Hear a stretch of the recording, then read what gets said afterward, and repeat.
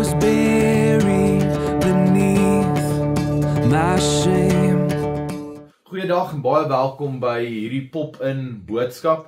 Ek en Thomas kom nou net uit die Goeie Vrydag diens uit en in die Goeie Vrydag diens dan herleef 'n mens gewoonlik Jesus se kruisiging.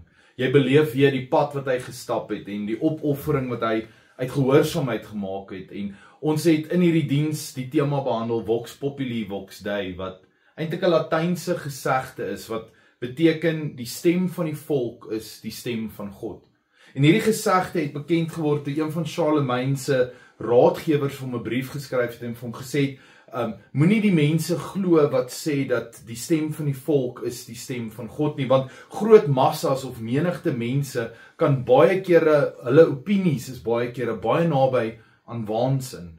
Want so 'n groot massa kan maklik ook beheer word en hulle kan maklik mekaar aanhits en aanstoot tot op die punt waar hulle werklik glo dat wat hulle sê is waarheid en selfs God se wil.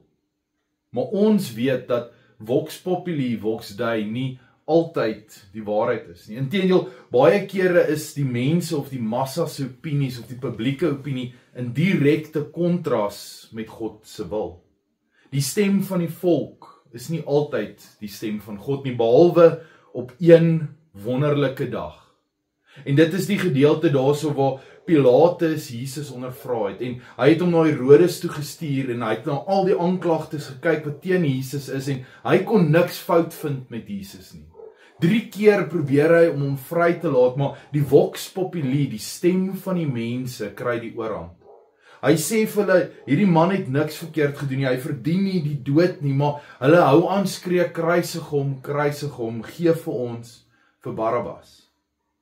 En hoekom ek sê, dis die eerste en seker die enigste keer in die menslike geskiedenis waar Vox Populi, Vox Dei die waarheid is want as jy daarso vir Pilatus die geleentheid gegee het om vir God te vra, wie moet ek vrylaat?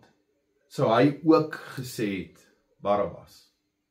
Want Jesus moes sterf. Jesus het uit gehoorsaamheid sy kruis opgedra en vir elkeen van ons gesterf. Maar wat het hierdie uit te waai met opstanding Sondag? Wel, as dit net was vir Goeie Vrydag, as ons nie hierdie opstanding Sondag gehad het nie, dan sou ons nie eers die Vrydag gevier het nie. As Pilatus nie geluister het vir die Vox Populi nie, dan sou Jesus nie aan daai kruis gestaan het nie en dan sou of gehang het nie en ons sou waarskynlik ook nie hier gestaan het nie. Want dit is in die opstanding waar al hierdie betekenis kry. As Jesus nie opgestaan het nie, as daai graf toegebly het, dan was hy net nog 'n godsdienstige leier.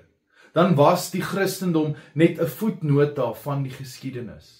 Dit is juis in die opstanding waar ons lewens betekenis kry. Wat vir my interessant is amper, jy weet, as die gedagte van die Vox Populi, dink mense die oorhand gekry. Die Vox Populi het gewen, God het saam ingestem en ja, die populistiese siening het gewen, Jesus is in die graf, hy is dood. Maar Jesus se stem word nie stilgemaak nie. En 'n baie mooi voorbeeld wat ons kry daar is in Johannes 20, waar Maria buite by die graf staan en huil, die graf is leeg, 'n stem van 'n engel kan haar nie gerus stel nie. Sy praat met die disippels, hulle kan haar nie kalmeer nie, sy bly daar eenkant en staan, want haar wêreld is in sak en as, haar geliefde leermeester is dood. Sy liggaam is weg. En dan kom Jesus en hy verskyn aan haar. Sy hoor sy stem, maar die opstanding breek nog nie vir haar aan nie. Hy sê vir haar, mevrou, waarom huil jy? En dan praat sy met hom en verduidelik hoekom sy hartseer is. Maar die opstanding van Jesus is nog nie vir haar 'n werklikheid nie. Wanneer word dit 'n werklikheid? Sodra Jesus se stem haar naam sê, Maria. En dan breek die opstanding vir haar aan. Sy is opgewonde, sy sien Jesus en sy wil dadelik aan hom raak. En ek dink baie keer in daai moment is baie keer waar opstanding vir 'n mens aanbreek. Opstanding is baie keer 'n teorie wat 'n mens hoor, die populistiese siening daar buite of die populistiese stem, die Vox Populi, is dat Jesus nie kon opstaan nie. Dis nie moontlik nie. Maar wanneer breek opstanding vir jou deur? As hy jou naam sê. Ons ken almal die bekende woorde. Ek het jou op die naam geroep, jy is myne. Want wat sê hy eintlik as hy ons naam sê in die opstanding? Hy sê eintlik vir jou, ek roep jou terug tot wie jy eintlik is. Nie wat die wêreld se stem sê jy is nie, wat die populistiese siening oor jou is nie, wie of wat jy is nie.